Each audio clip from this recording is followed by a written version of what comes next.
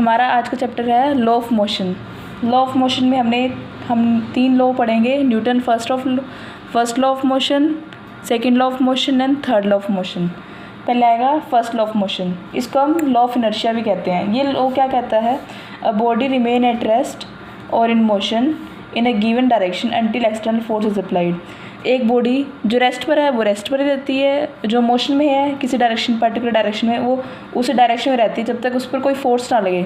जैसे कि एक टेबल है, टेबल पर बुक पड़ी है तो वो रेस्ट पर है तो रेस्ट पर ही रहेगी जब तक हम उसे उठाएंगे नहीं या कोई और फोर्स नहीं लगाएंगे।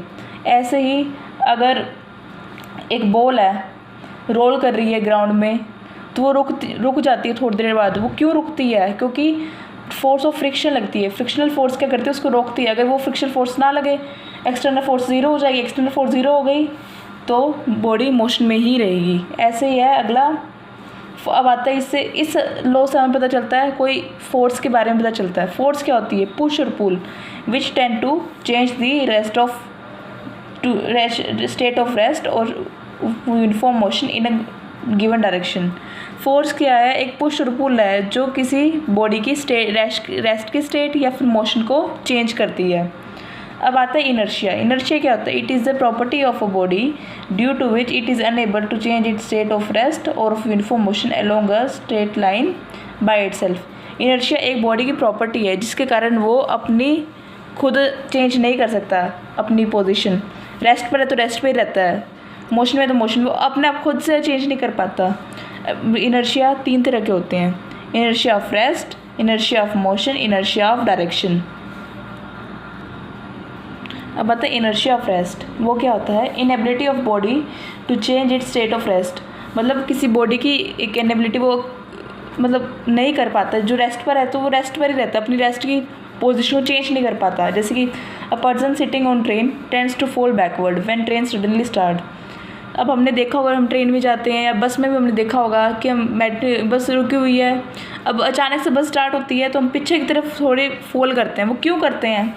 क्योंकि हमारी जो लोअर बॉडी, बस स्टार्ट होती है, ट्रेन स्टार्ट होती है तो हमारी लोअर बॉडी मोशन में आती है ट्रेन के साथ। लोअर बॉडी मोशन में आ गई हमारी, लेकिन ऊपर की बॉडी है वो तो रेस्ट पर थी ना, इसलिए इनर्शिया ऑफ रेस्ट के कारण वो बॉडी हमारे पीछे की तरफ झुकती है।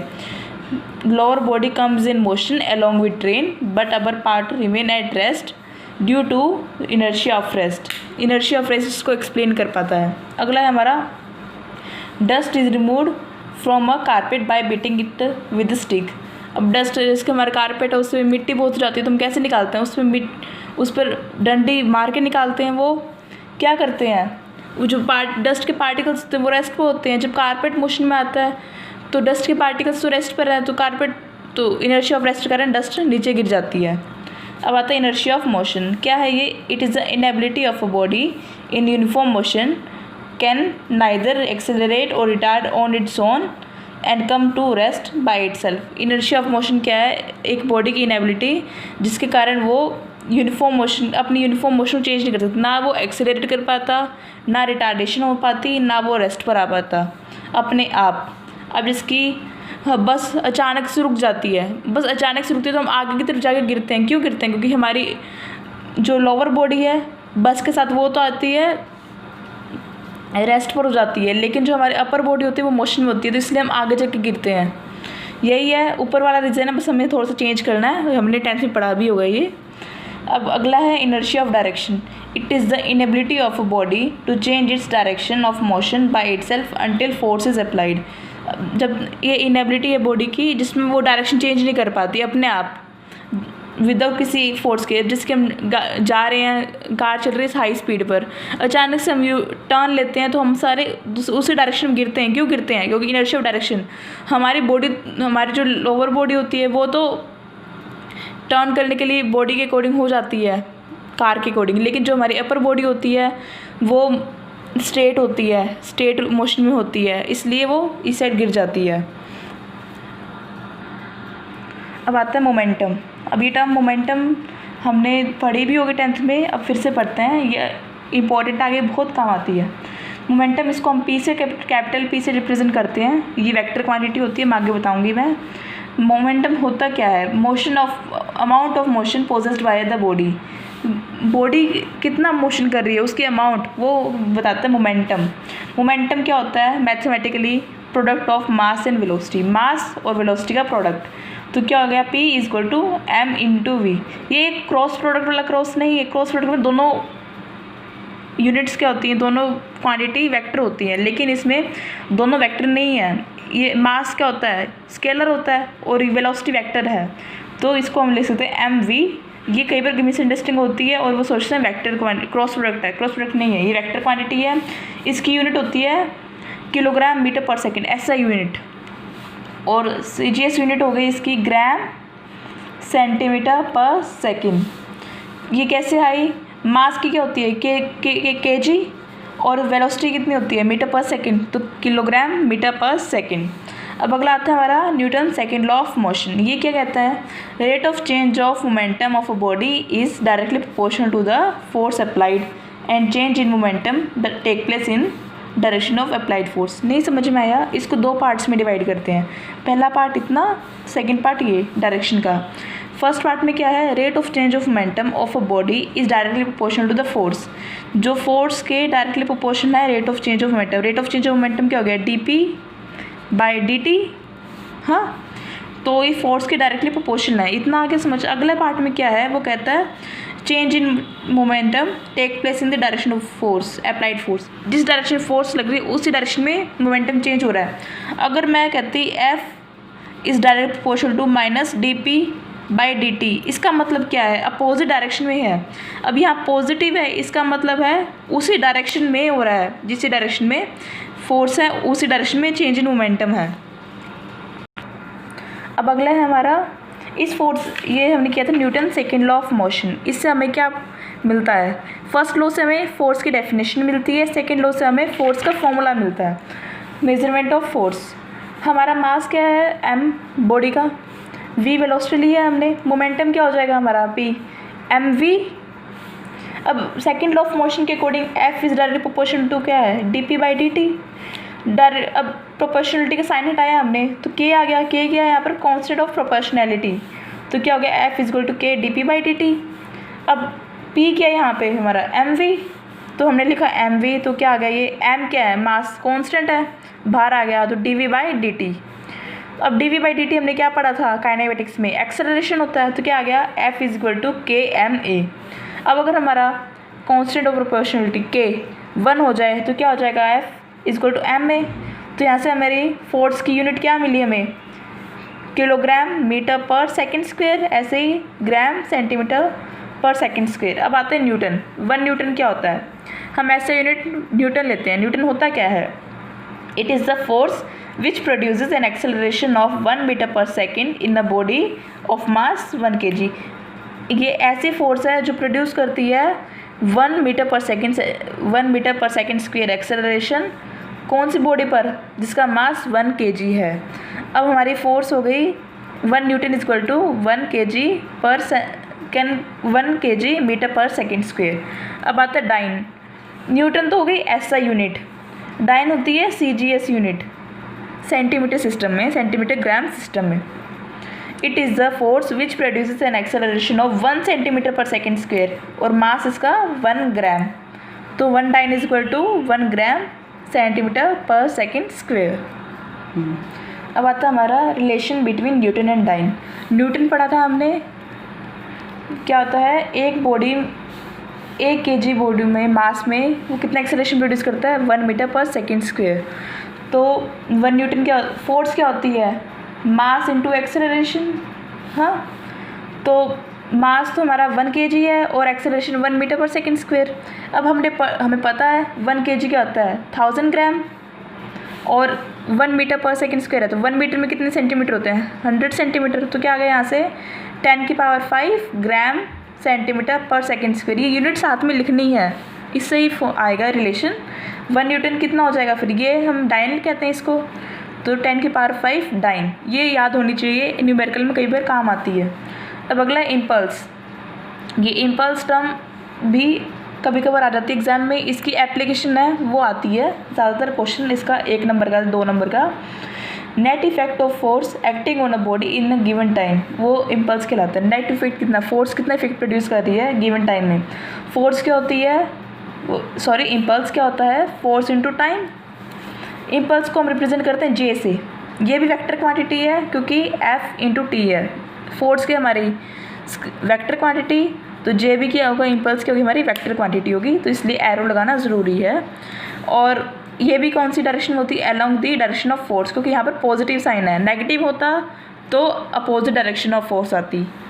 अब आती है यूनिट्स ऑफ इम्पल्स। इम्पल्स की यूनिट क्या होगा यहाँ से, न्यूटन सेकंड या फिर डाइन सेकंड। अगर हम केजी किलोग्राम में लेते हैं तो क्या हो रहा है, किलोग्राम मीटर पर सेकंड स्क्वायर इसका, यहाँ का सेकंड तो क्या हो गया, किलोग्राम मीटर पर सेकंड। ऐसे ग्राम सेंटीमीटर पर सेकंड। अब आता है relation between impulse and momentum. इनके बीच में क्या रिलेशन है, ये रिलेशन काफ़ी इंपॉर्टेंट है, इससे हम नई डेफिनेशन भी निकाल सकते हैं इम्पल्स की क्या होगी। अब रिलेशन क्या है इनका, इम्पल्स क्या होता है, एफ इंटू टी। फोर्स क्या हमने पढ़ा था, मास इंटू एक्सेलरेशन। अब एक्सेलरेशन क्या हो जाएगा, v minus u upon t. यहाँ से टी कैंसिल हुआ, क्या बच गया, एम वी माइनस यू। यहाँ से ब्रैकेट खोला, क्या M V minus M U, मतलब final momentum minus initial momentum. ये क्या हो गया, change in momentum. Means impulse क्या होती है, चेंज इन मोमेंटम। अब अगला है हमारा इम्पल्स का graph between force and time. अगर हमारी फोर्स कांस्टेंट है, कांस्टेंट फोर्स लग रही है टाइम के अकॉर्डिंग, तो क्या हो जाएगा, फोर्स कांस्टेंट है, ऐसे स्ट्रेट लाइन आएगा, बिल्कुल स्ट्रेट। तो ये जो एरिया है, ये जो एरिया अंडर द ग्राफ है, ये टाइम t1 पर ले लिया हमने, ये टाइम t2 पर ले लिया, तो ये क्या देगा हमें, area of the graph, F T graph impulse देगा। ऐसे ही अगर हमारी फोर्स वेरिएबल है, चेंज हो रही है टाइम के साथ, तो क्या हो जाएगा, ऐसे कर्व बनेगा, तो एफ टी का ग्राफ ऐसा बनेगा, और ये हमें इम्पल्स देगा, ये एरिया। अब आता है इम्पल्स की क्या क्या वो है एप्लीकेशन है, उसका एग्जांपल ले लेते हैं। जब हम, आपने देखा हो क्रिकेट के अंदर, जब भी कोई प्लेयर कैच करता है बॉल, वो हाथ को पीछे की तरफ कर लेता है, बैकवर्ड की तरफ करता है, क्यों करता है वो, while catching a fast moving cricket ball the player lower his hand backward to avoid injury को अवॉइड करने के लिए। क्यों, कैसे, इससे क्या होता है, पीछे करने से टाइम इंक्रीज हो जाता है, increase in the time increase करने से हमारा मोमेंटम कम हो जाता है, मोमेंटम कम करने से मोमेंटम हमारा ज़ीरो हो जाता है। मोमेंटम ज़ीरो होने के कारण हमें स्मॉल फोर्स लगानी पड़ती है बॉल को कैच करने के लिए। हमने Newton third of law motion पढ़ा भी होगा, उसके अंदर क्या कहते हैं, to every action there is equal and opposite reaction. अगर हम स्मॉल फोर्स लगा रहे हैं बॉल पर, तो बॉल भी हमें हमारे हाथों पर स्मॉल फोर्स लगाएगा, तो हमारे हाथों में दर्द नहीं होगा। इसलिए as a result ball applies small force on the hands of player and player did not get injury. इसलिए प्लेयर को कोई इंजरी नहीं आती, वरना बहुत इंजरी आती है। या फिर हमने देखा होगा, हमने चीनी मिट्टी के बर्तन लेते हैं बाजार से लेकर आते हैं, वो सारे रैप होते हैं स्ट्रो के अंदर, स्ट्रो या कागज़ के अंदर रैप होते हैं। वो क्यों होते हैं, ताकि जब शॉक लगे, मतलब जो कोई फोर्स लगे, डब्बे गिरे तो शॉक लगे, तो उस कारण टाइम इंक्रीज है। टाइम इंक्रीज करने से मोमेंटम ज़ीरो, तो फोर्स कम लगेगी तो वो टूटेंगे नहीं। ज़्यादा फोर्स लगेगी तो वो टूट जाएंगे, कम फोर्स लगेगी तो वो टूटेंगे नहीं। इसलिए चाइना वेयर्स को हम स्ट्रो के अंदर रैप करते हैं। अब हम एक न्यूमेरिकल डिस्कस करते हैं। मैंने पूरा क्वेश्चन तो नहीं लिखा, बता देती हूँ। एक बॉडी है, उसका मास है 5 kg और दो फोर्स लग रही है, दो परपेंडिकुलर फोर्स लग रही है उस पर, 8 न्यूटन एंड 6 न्यूटन। अब आता है उसकी मैग्नीट्यूड और डायरेक्शन ऑफ एक्सेलरेशन हमें निकालना है। अब बॉडी है, उस पर फोर्स लग रही है, परपेंडिकुलर फोर्स, एक ले ली हमने 8 न्यूटन, एक ले ली हमने 5 न्यूटन। बॉडी यहाँ है, उस पर फोर्स लग रही है, तो नेट फोर्स कहाँ जाएगी, नेट फोर्स इस डायरेक्शन में हो गई। तो पहले निकालते हैं नेट फोर्स कितनी होगी, F1 ये F2। तो नेट फोर्स F कितना हो जाएगा, ये तो रेक्टेंगुलर कंपोनेंट से, तो F क्या हो जाएगा, F1 square plus F2 square plus minus 2F1 F2 कोस 90 एंगल दोनों के बीच में, तो कोस 90 डिग्री। तो ये क्या आएगा, अंडर रूट F1 कितना है हमारा 8, तो 64 प्लस 25 कोस 90 कितना होता है 0, तो यहाँ तो 0 हो गया, तो यह अंडर रूट 64 और 25 कितना हुई है 9, और ये हो गया 89। तो √89 फोर्स आ गई हमारी, ये नेट फोर्स F।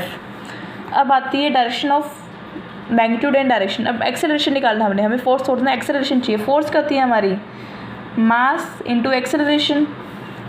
अब तो यहाँ से एक्सेलरेशन कितना आ गया, फोर्स अपॉन में मास। फोर्स क्या है हमारी √89, और यहाँ से मास है हमारा 5 kg। तो यहाँ से ये आ गई हमारा एक्सेलरेशन। एक्सेलरेशन की यूनिट क्या हो गई, मीटर पर सेकंड स्क्वायर। यहाँ पर न्यूटन आएगा, हमारी यूनिट दे रखी है न्यूटन में, तो हमारा एक्सेलरेशन आएगा मीटर पर सेकंड स्क्वायर में आएगा, क्योंकि मास हमारा kg में है।